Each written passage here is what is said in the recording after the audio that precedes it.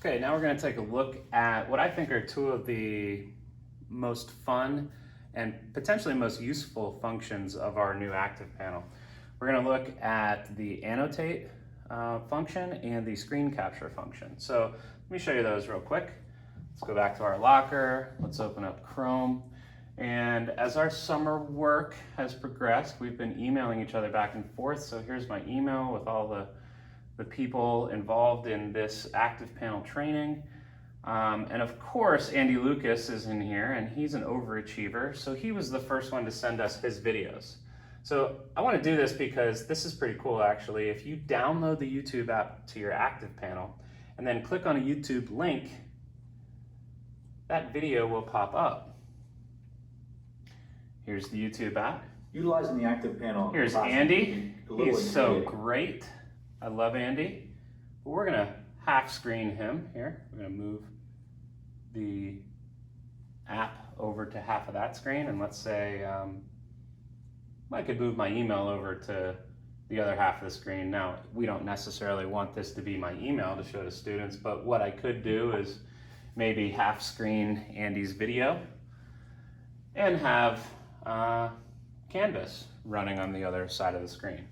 But what's really cool is this Annotate function. The Annotate function down here in the navigation screen, I can annotate over anything at any time, any app or any screen that's displayed on the ActivePanel. It basically takes over the screen.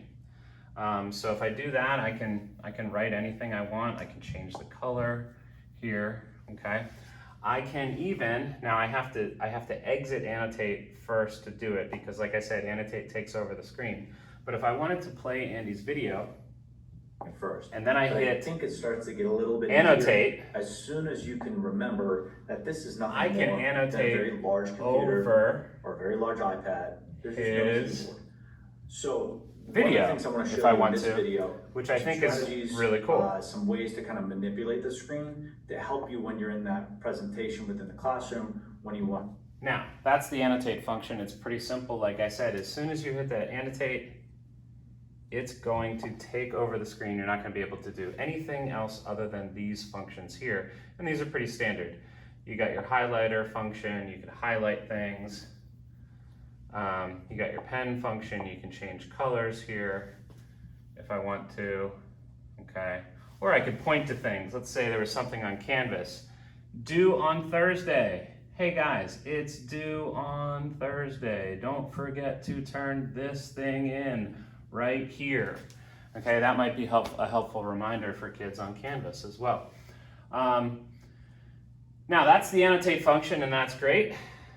And I showed you that we could do it even over videos that we were streaming if we wanted to.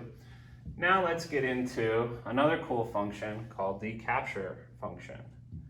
If you go down to your locker and click on that green Capture function, it captures everything that's on the screen. The nice part about this Capture function is that it allows you to resize it automatically, right? So if I wanted to resize this just on Mr. Lucas's face, I could do that. Now, why on earth would I want to do that? Oh, I don't know.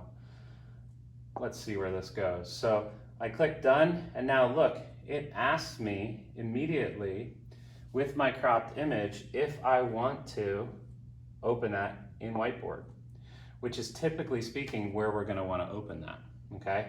Now that I've captured the screen image, I could make any meme I want,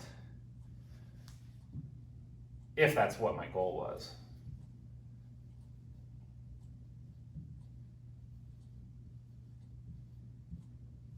Okay, so that's a nice function. You can screen capture, you can pause the video like I just did, screen capture and put it in here. Make some notes, import this new image to Google Slide, which I know it's a lot of advanced functions and a lot of inner working between the apps, but this is just the basics of the annotation function and the screen capture function. So I hope this was helpful.